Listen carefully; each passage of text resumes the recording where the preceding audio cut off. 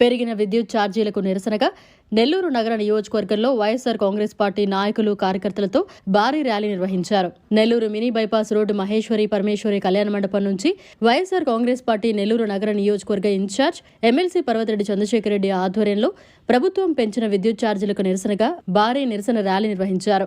ఈ ర్యాలీలో 3,000 మందికి పైగా వైఎస్సార్ కాంగ్రెస్ పార్టీ నాయకులు, కార్యకర్తలు, ప్రజలు పాల్గొని నల్ల దుస్తులు ధరించి ప్రభుత్వం పెంచిన విద్యుత్ ఛార్జీలు వెంటనే తగ్గించాలని నినాదాలు చేస్తూ కదం తొక్కారు.